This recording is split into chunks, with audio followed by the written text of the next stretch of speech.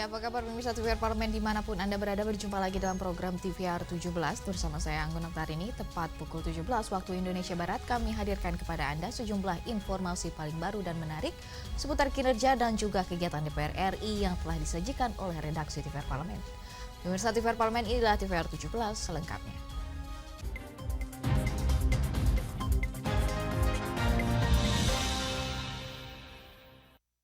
Capaian terkait dengan penerimaan upah yang terdaftar jaminan sosial ketenagakerjaan baru ini di angka 50,2%, di mana anggota Komisi 9 DPR RI mendorong pemerintah memastikan keseluruhan pekerja penerima upah di tanah air agar memperoleh jaminan sosial ketenagakerjaan.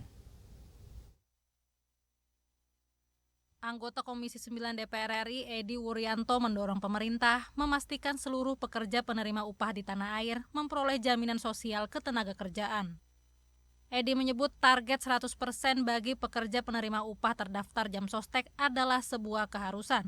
Hal tersebut dinilai penting karena selain mempermudah pemenuhan sandang, pangan, dan papan, negara juga harus menghadirkan jaminan sosial ketenagakerjaan. Lebih lanjut, para pekerja di sektor kemitraan seperti ojek online perlu menjadi prioritas untuk diberi jaminan sosial ketenagakerjaan.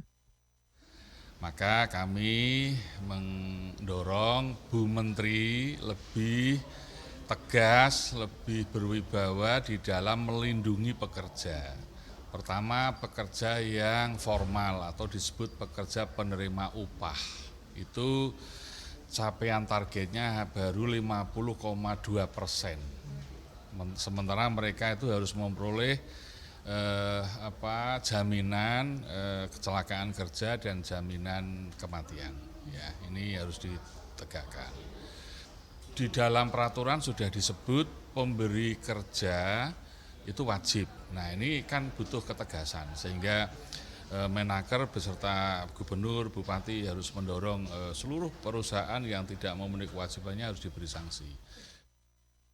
Sebelumnya, Menteri Ketenagakerjaan Ida Fauziah menyampaikan tujuan program jaminan sosial ketenagakerjaan adalah untuk memberi jaminan terpenuhnya kebutuhan dasar hidup yang layak bagi setiap peserta dan anggota keluarganya. Rifki dan Gunarso, TVR Parlemen, melaporkan. Ketua DPR RI Dr. Honoris Causa Puan Maharani pada pidato penutupan pertemuan antar parlemen sedunia dalam ajang Forum Air Dunia ke-10 memaparkan bahwa parlemen di sini dunia yang hadir sepakat untuk memperjuangkan anggaran dan sumber daya yang proporsional, di mana pada setiap pembahasan APBN untuk menjamin ketersediaan air bersih. Sesi pertemuan antar parlemen sedunia dalam ajang Forum Air Dunia ke-10 resmi ditutup.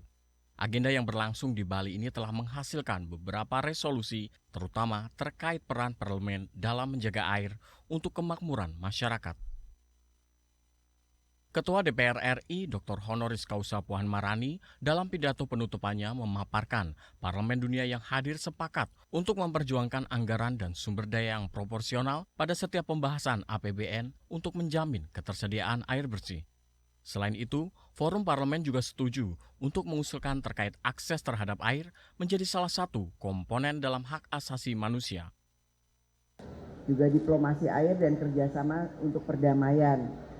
Jadi dari pertemuan ini kami berharap bahwa ke depannya akan ada aksi konkret dan gotong royong antara parlemen dengan pemerintah untuk bisa melakukan hal-hal yang konkret, bagaimana mengatasi kelangkaan air, bagaimana pengelolaan air, juga bagaimana pendanaan terkait dengan anggaran ke depan sehingga memang air yang sangat krusial ke depannya ini akan bisa dihargai sehingga ketahanan air bukan hanya di Indonesia, juga di dunia bisa diatasi secara bersama-sama di parlemen dan di pemerintahan. Selain itu, Parlemen Dunia juga mendorong pemanfaatan teknologi untuk mengatasi kelangkaan air serta menjamin penyebaran teknologi tersebut terutama ke negara miskin dan berkembang. Dari Provinsi Bali, Tim Liputan TVR Parlemen melaporkan. Komisi 10 DPR RI menggelar rapat kerja dengan Mendikbudristek Dikti terkait dengan polemik pembiayaan uang kuliah tunggal dan juga implementasi Kartu Indonesia Pintar Kuliah yang menjadi sorotan beberapa waktu belakangan ini. Komisi 10 DPR RI menggelar rapat kerja dengan Mendikbudristek Dikti terkait polemik pembiayaan uang kuliah tunggal dan implementasi Kartu Indonesia Pintar Kuliah. Anggota Komisi 10 DPR RI, Andreas Hugo Pareira, mengatakan Permendikbudristek nomor 2 tahun 2024 memberikan kewenangan PT NBH mencari dana untuk penyelenggaraan pendidikan tinggi melalui kerjasama dengan berbagai perusahaan.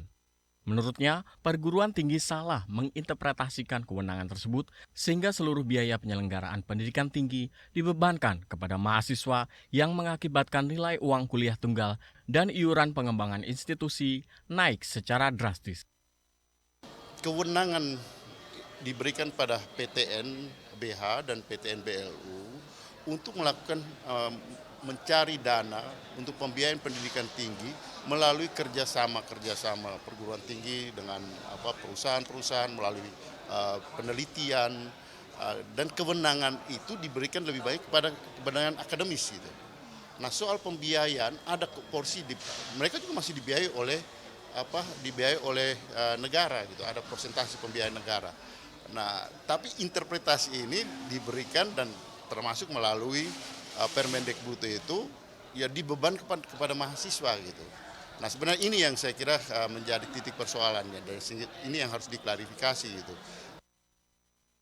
Andreas menambahkan, perguruan tinggi seharusnya mampu bekerja sama dengan pihak luar untuk menambah pemasukan agar bisa meringankan beban mahasiswa dalam pembayaran uang kuliah. Samuel dan Yoga, TVR Parlemen melaporkan. Kementerian Kesehatan mencatat adanya jumlah kematian yang meningkat akibat demam berdarah, dan di sini berdasarkan update data Kemenkes, angka DBD sejak awal tahun sampai minggu ke-18 tahun 2024 terdapat jumlah kasus di sebanyak 91.269 dan informasi selengkapnya akan hadirkan sesaat lagi. Tetap bersama kami di TVR 17.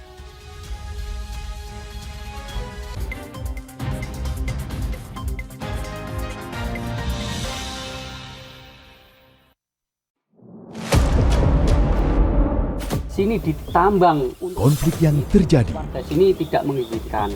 masalah yang tersisihkan menjadi kesenjangan sosial.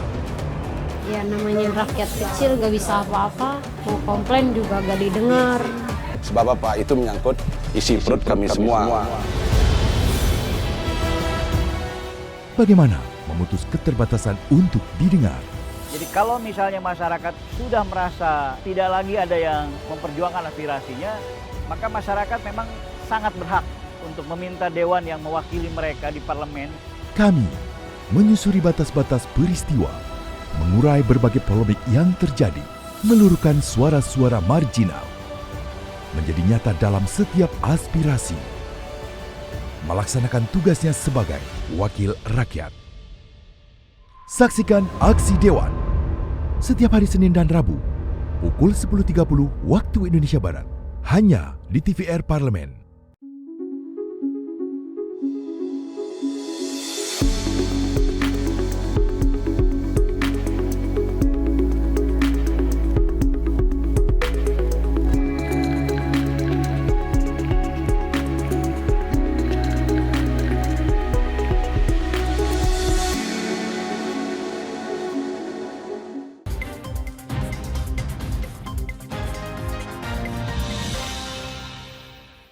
Terima kasih pemirsa, masih bersama kami di TVR 17 dan di sini anggota Komisi 9 DPR RI menyampaikan pentingnya langkah 3M Plus sebagai gerakan nasional menekan penyebaran DBD. Penelitian metode World Chai di sini sebagai salah satu teknologi biologis untuk pengendalian nyamuk demam berdarah perlu untuk dikembangkan. Dan pemirsa, saksikan liputan mendalam yang telah dirangkum oleh tim redaksi TVR Parlemen dalam segmen Parlemen berikut ini.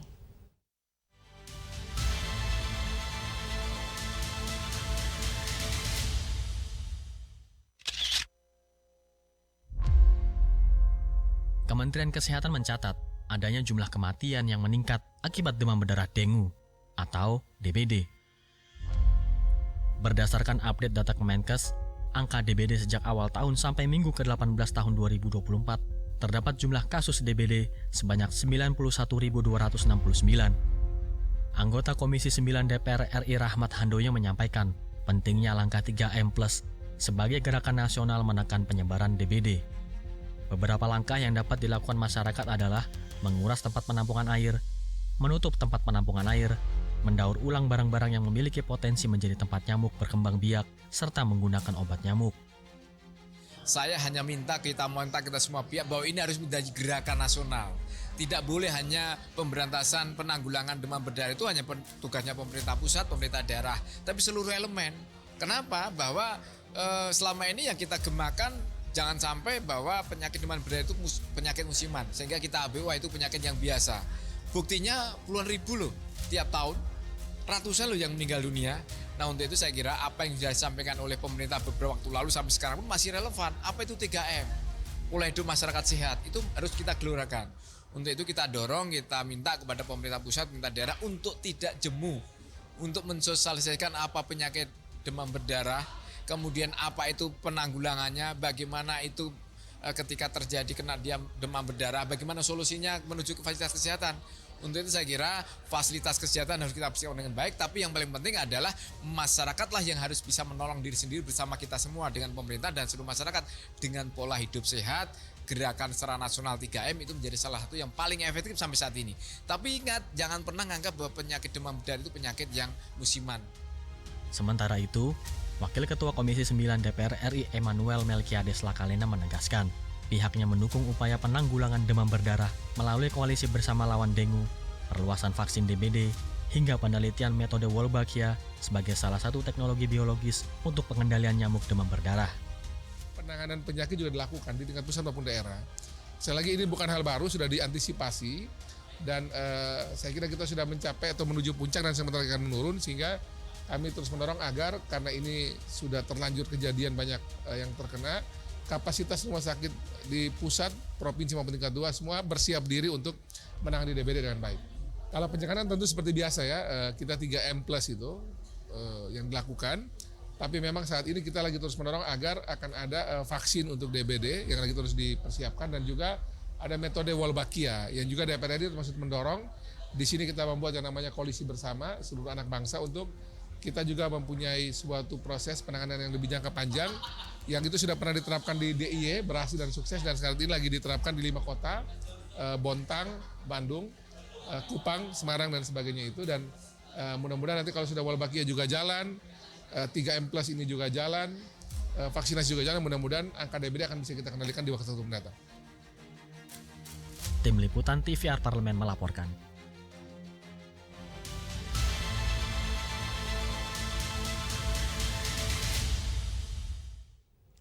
Pemerintah melalui Kementerian Perhubungan berencana untuk menaikkan tarif KRL komuter lain Jabodetabek pada tahun ini. Kenaikan diperkirakan dari tarif sebelumnya sebesar Rp3.000 di 25 km pertama menjadi Rp5.000. Informasi selengkapnya akan kami hadirkan usai jeda berikut ini. Tetap bersama kami di TVR 17.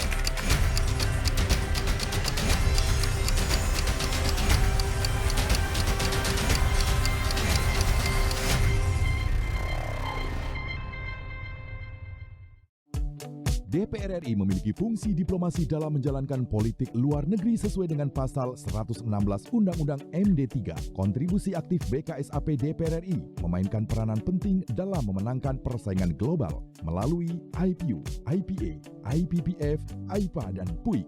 BKSAP memiliki komitmen yang tinggi dalam krisis kemanusiaan dunia. Fungsi diplomasi dijalankan untuk mendukung upaya pemerintah dalam melaksanakan politik luar negeri.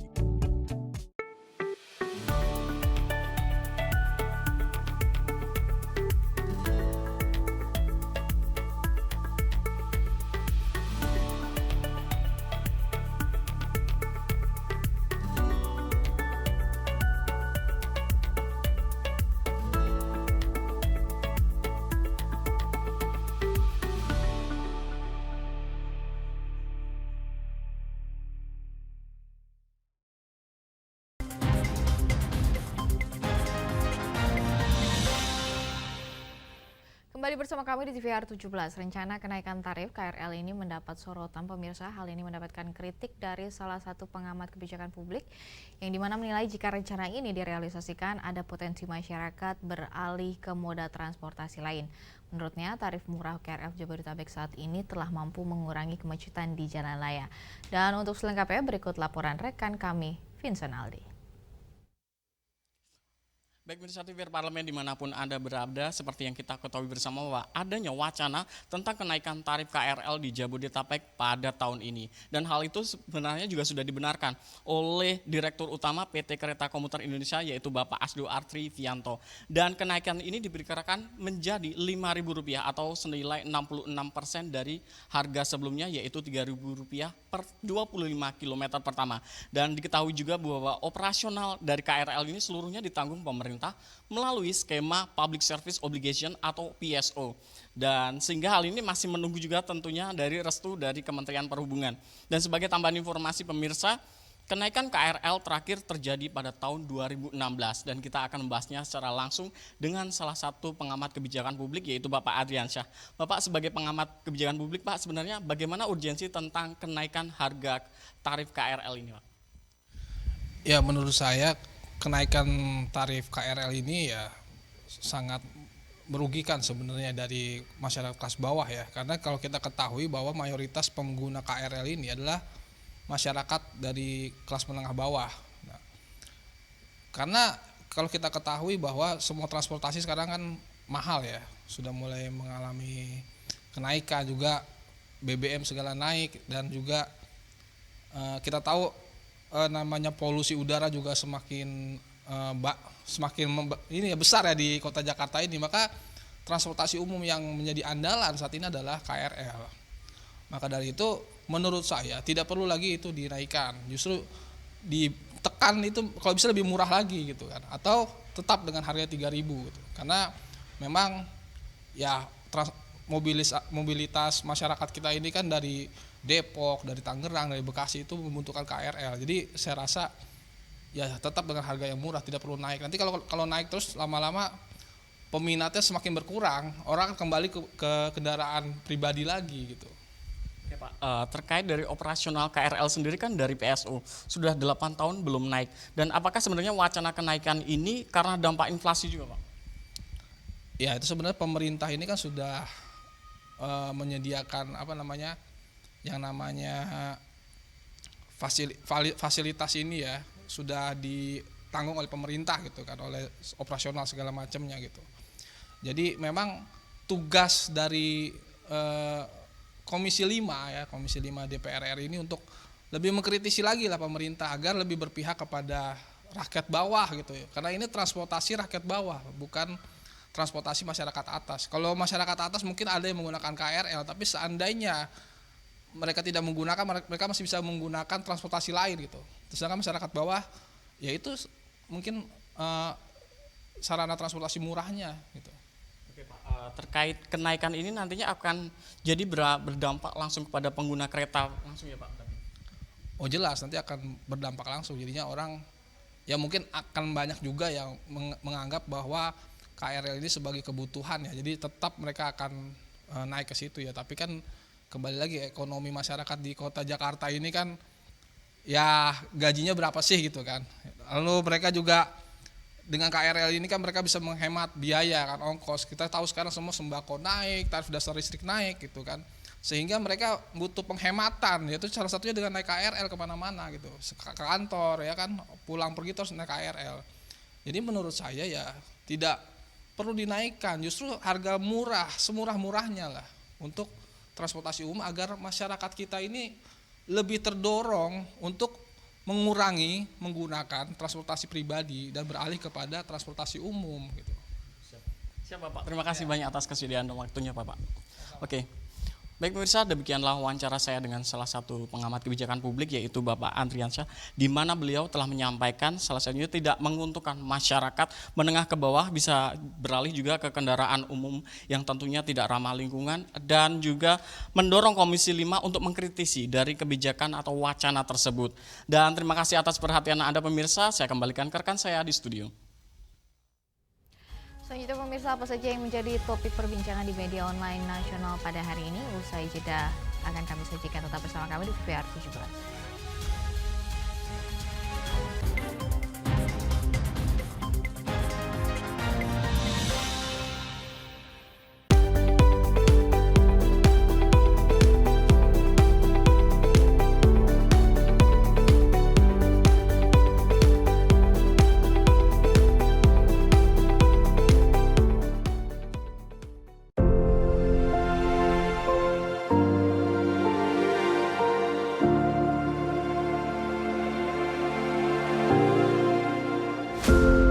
Air sangat penting bagi bumi dan umat manusia.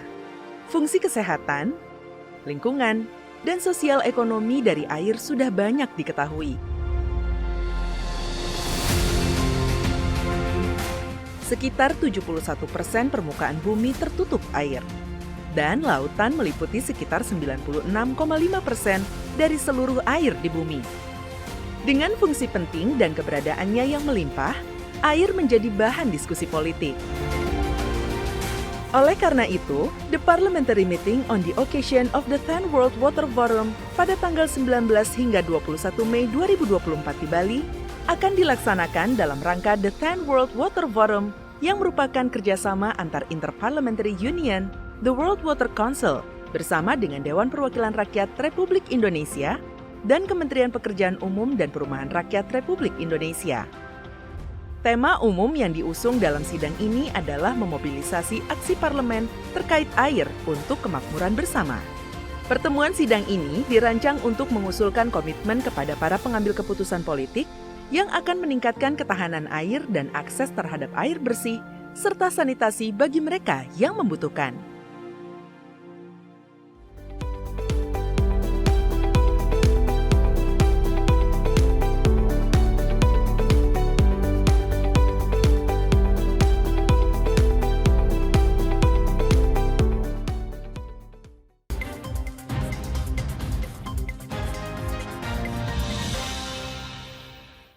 Terima kasih pemirsa masih bersama kami di TVR 17 dan pemirsa TVR Parlemen. Kali ini kita masuk ke segmen media online nasional dan mari kita simak isu apa saja yang menjadi sorotan serta tanggapan dari sejumlah anggota Dewan bersama rekan kami Zia Ulbar.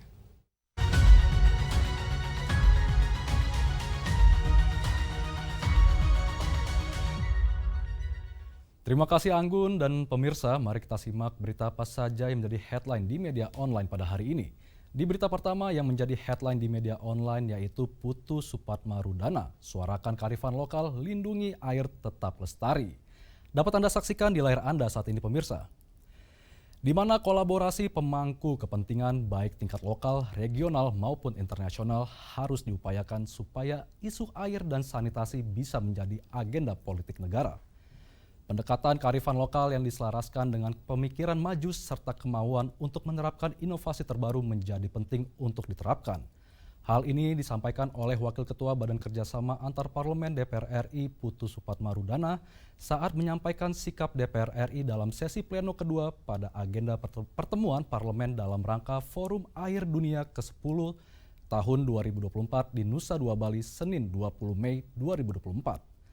Sebagaimana diketahui, air merupakan salah satu elemen vital yang dapat mewujudkan tujuan pembangunan yang berkelanjutan menjadi nyata.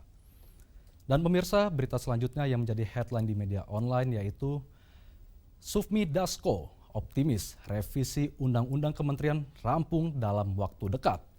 Dapat kembali Anda saksikan di layar Anda saat ini pemirsa.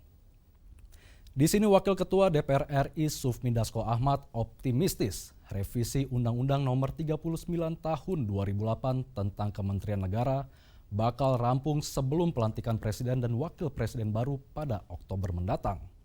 Dasko menjelaskan dirinya sudah mendapatkan laporan dari Ketua Badan Legislasi DPR bahwa hanya akan ada perubahan dalam satu pasal pada undang-undang tersebut.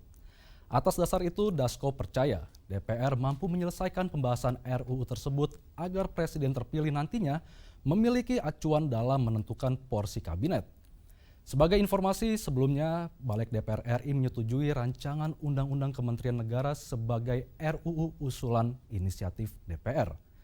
Kemudian Panja Balek DPR menyepakati draft RUU Kementerian Negara yang akan merevisi 2 pasal, yakni pasal 10 dan pasal 15. Dan pemirsa, itu tadi headline di media online pada hari ini. Putu Supatmarudana suarakan kearifan lokal, lindungi air tetap lestari. Serta Sufmi Dasko optimistis, revisi Undang-Undang Kementerian rampung dalam waktu dekat. Sekian dari saya, kembali ke rekan Anggun.